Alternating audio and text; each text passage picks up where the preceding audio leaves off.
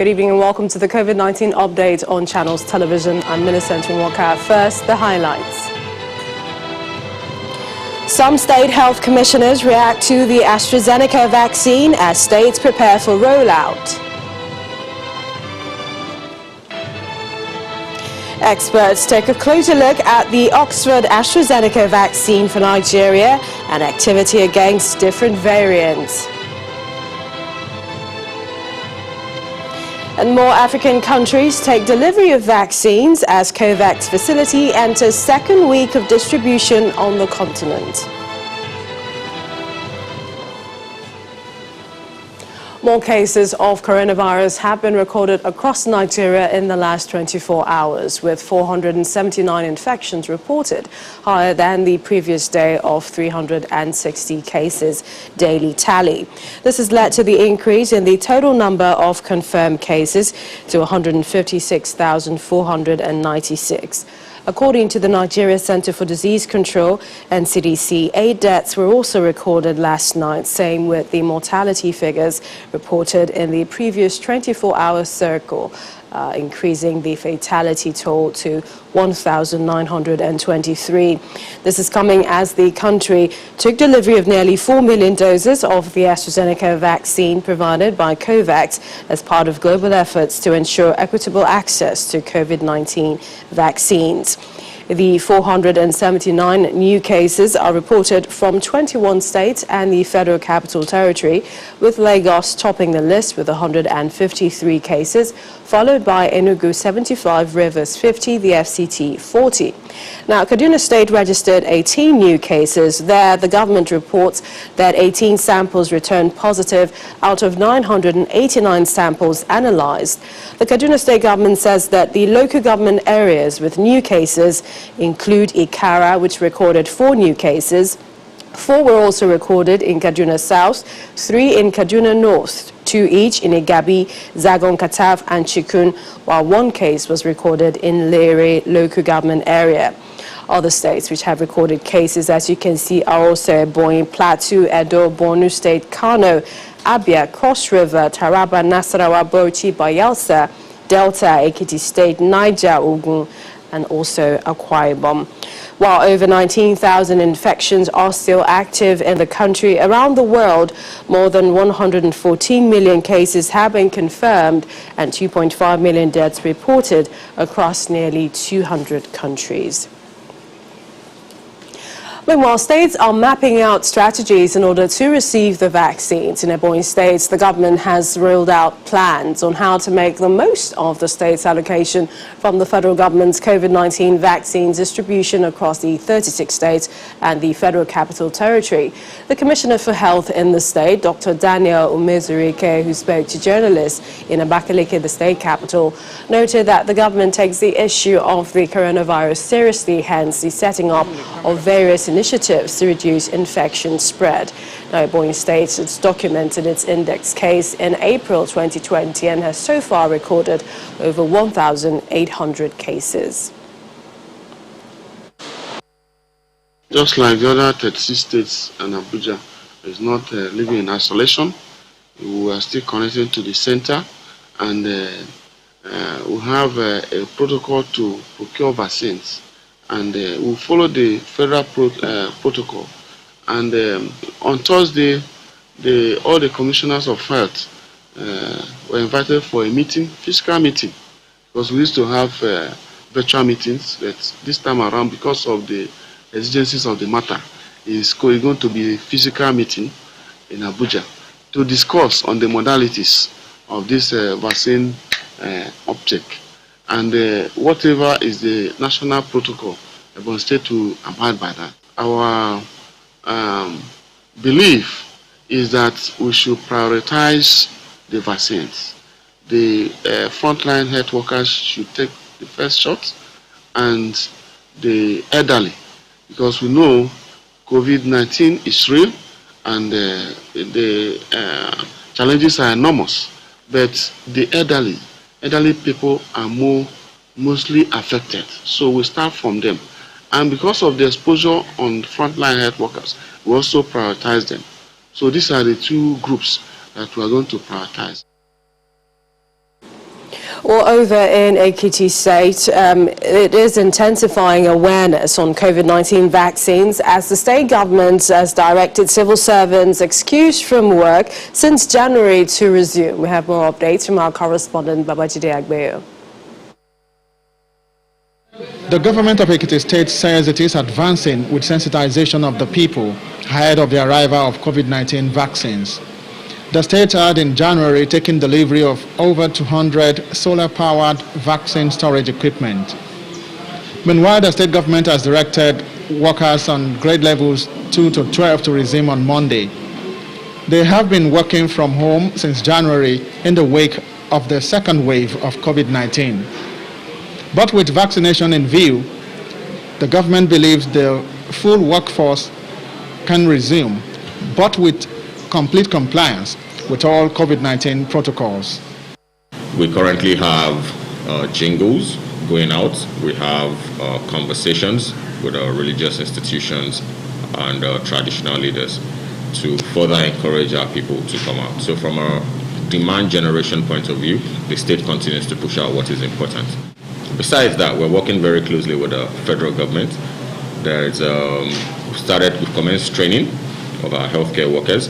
Just yesterday, we did a sensitization of the rapid response team that we have in the state. An important question is, are people around here favorably disposed to taking the vaccines? A lot of people are ignorant. They don't know or they can't see the advantages of that vaccine. But I think the advantages is more than the disadvantages. So I will encourage people to take it. Personally, if I ever do it, I will take it too. In our environment here, we are somehow skeptical in taking things like that. Like when you tell people, their children to come for vaccination, some of our parents will say, don't go, that could kill, but actually it's not killing. What it's meant for is to give the live attenuated organism that will boost the immune system of the child. The awareness and sensitization will continue, and compliance is still expected on the part of the people. Babajide Agbeyo for COVID-19 update. Thank you, Babajide, for that update. Well, let's discuss some more on the vaccines. Professor Titilola Obilade, Associate Professor of Public Health, NAR University, Abuja, joins us right now. Welcome to the program. Thank you for having me. Good evening. Good evening. Among all the COVID-19 vaccines globally, you said that the Sputnik V and AstraZeneca Oxford fits the table for Nigeria. Now we've received the first batch of the Oxford AstraZeneca. Today and tomorrow are the days the vials are supposed to be analyzed by NAFDAC compared to if you remember, when the regulatory body came out in February certifying AstraZeneca when the dossier was, of course, approved. What's the difference between that and now, and what are we expecting from NAFDAC in these 2 days? Thanks for having me once again. I expect that they will have had the documentation of the trials that took place. They look at the efficacy, but then they also have to do some quality assurances of the particular batch that they have received for Nigeria.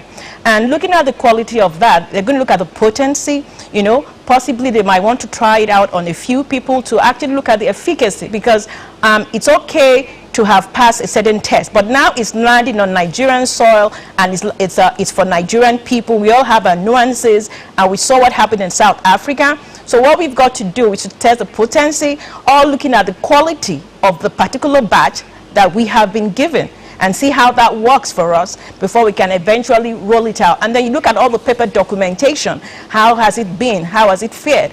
Were all the proper protocols taken?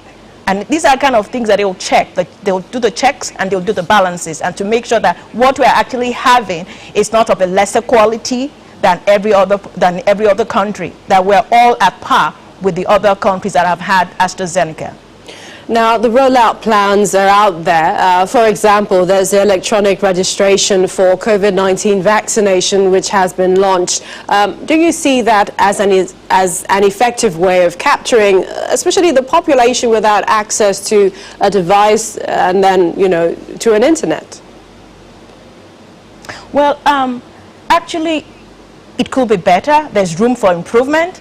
But what they've done will actually only be selective for a certain group of people.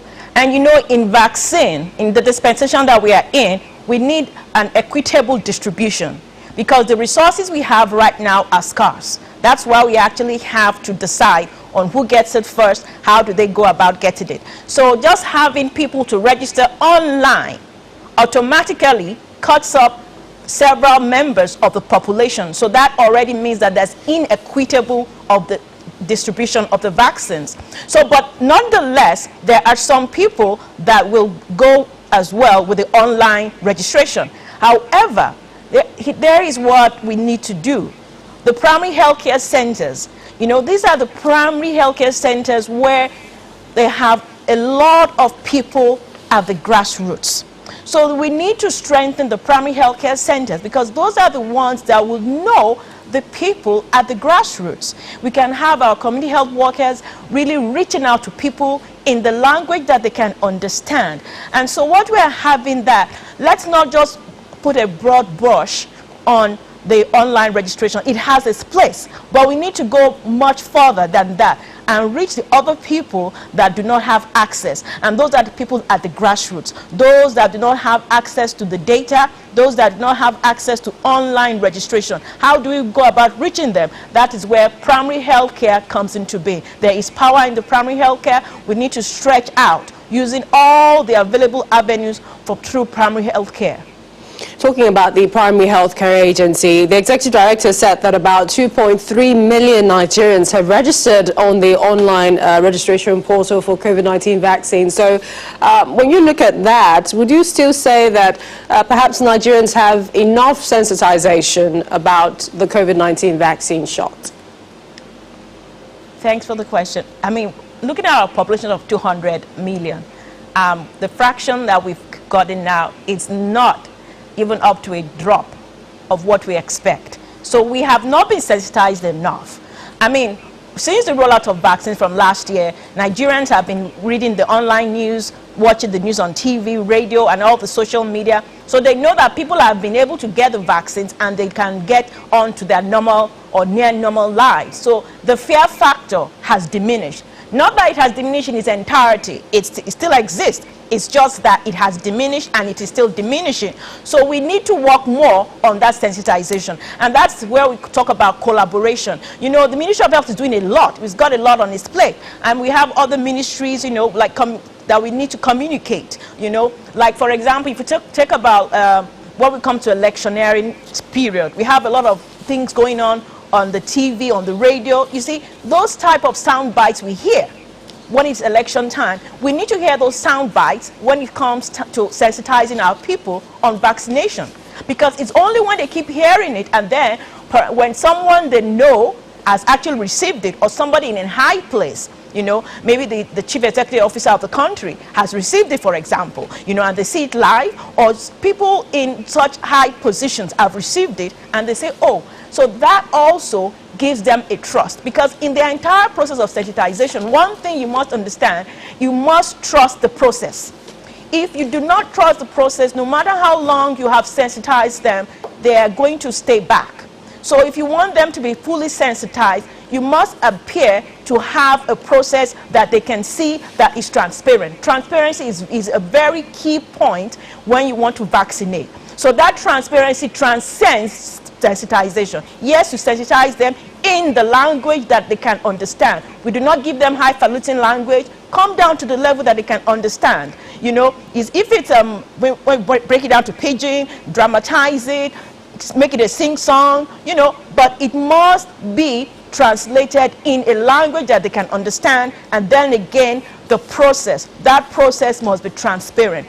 Because of the scarce resources, it should not be seen that, oh, it's only those who are the elitists that have access to it. No. Once the process is transparent and they can see the equity in the distribution, the collaboration, they see the equity, that will encourage them to register or to actually go to the primary healthcare centers, you know, and they've seen all the vaccines being given with polio, the way we ended up eradicating polio from Nigeria, so they are aware of what vaccination is all about. But for this particular pandemic, there are still so many unknowns. The terrain is unknown, and it is the major part of it is to sensitize. And there's been a lot of bad news, bad press on this particular, the fake news is there. So what we have to do is to not relent. We must continue and collaborate with other communication channels, not just from the Ministry of Health, other communication channels, other ministries that have these experiences of communicating.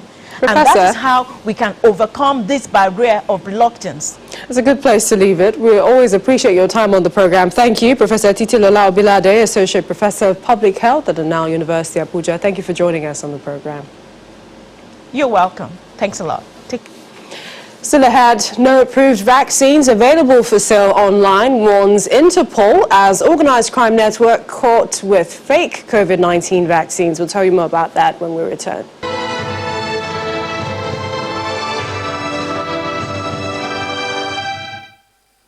Welcome back. South African authorities have seized hundreds of fake COVID-19 vaccines following a global alert issued by Interpol, warning that vaccines would be a prime target for criminal networks. Around 2,400 doses containing the fake vaccine were found at a warehouse in Germiston in Johannesburg, where officers also recovered a large quantity of fake 3M masks and arrested 3 Chinese nationals and a Zambian national.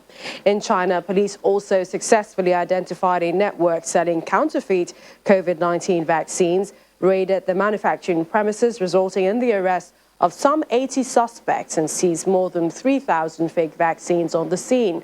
The arrest came just weeks after Interpol issued an orange notice warning law enforcement to prepare for organized crime networks targeting COVID-19 vaccines, both physically and online. Now, according to Interpol's Secretary General, investigations are continuing in addition to the arrests in South Africa and China. And Interpol says it is also receiving additional reports of fake vaccine distribution and scam attempts targeting health bodies such as nursing homes. Well, for more on the coronavirus vaccines and its capacity to tackle the new variants, joining us right now from Scotland, Aberdeen, is Dr. Peter Imoesi, Research Fellow, University of Aberdeen. Thank you for joining us. Let's begin. Vaccines are progressing around the world slowly, but hopefully, surely. And Nigeria received her first batch yesterday. Now, what do you think of the Oxford AstraZeneca type? It's good to know vaccines are progressing effectively across the world. And yesterday, I know we took delivery of the Oxford AstraZeneca.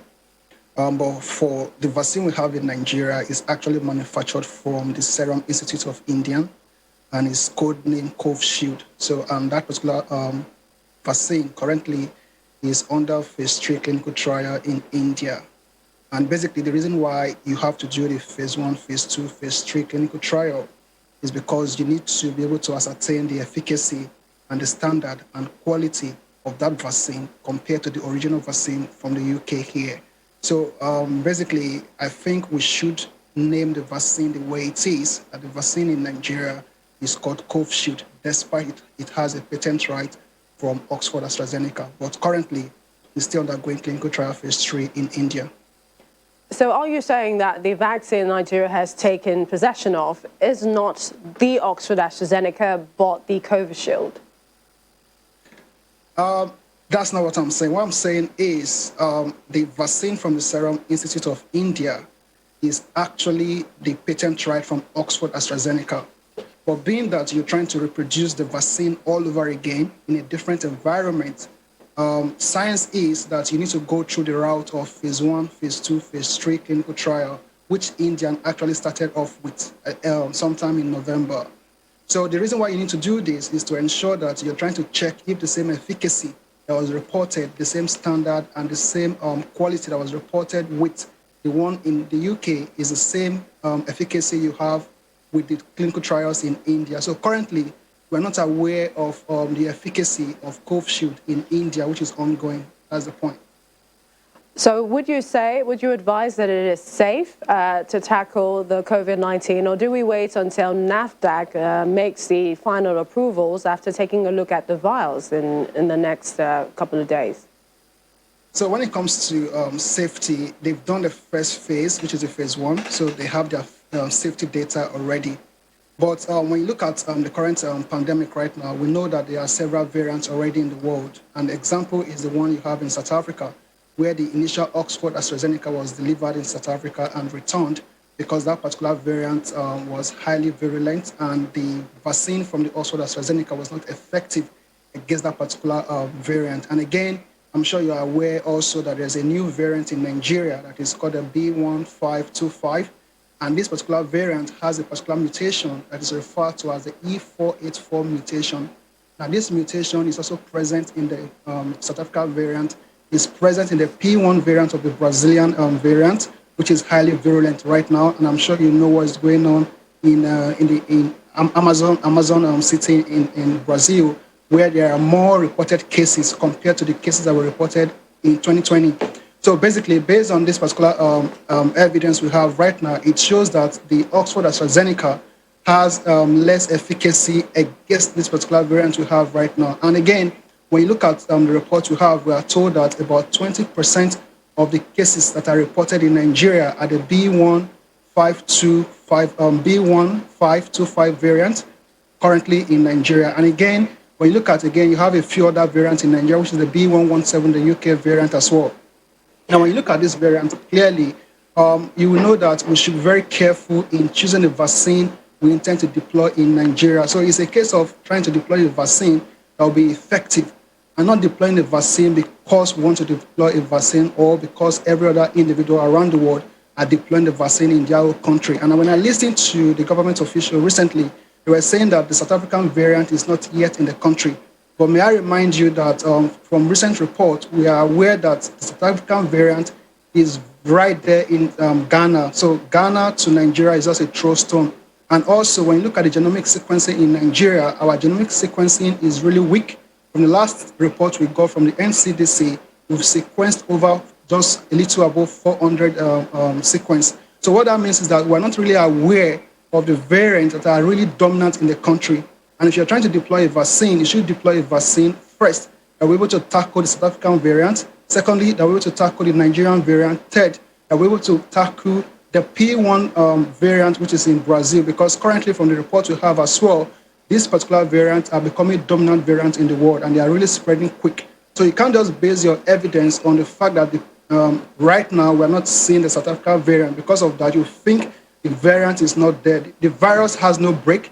It's spreading like a wildfire. So you can't just say because we don't have South African variants now, then you just want to go ahead to deploy the Oxford AstraZeneca vaccine.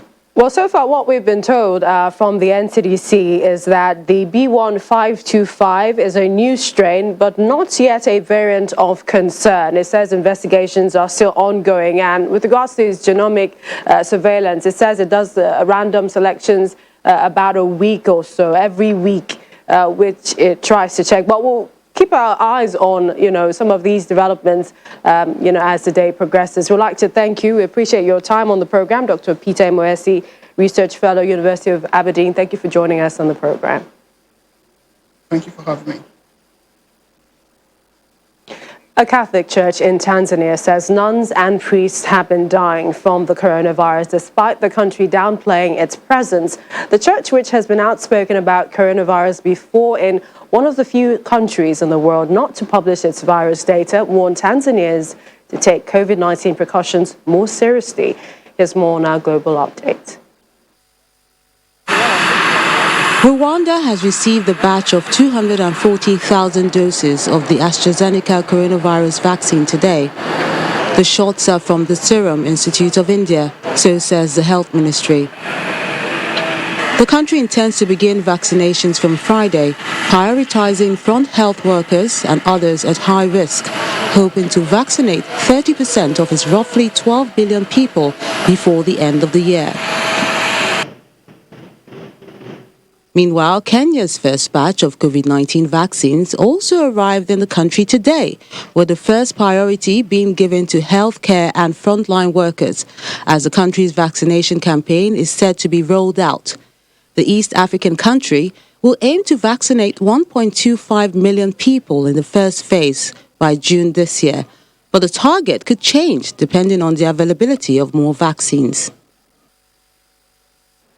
Continue to take responsibility. Visit our website, channelstv.com, for more updates and a better understanding of the pandemic. You can also find several other stories there on our website. That's the program this evening. Thank you for watching. I'm Millicent Nwaka. Stay healthy.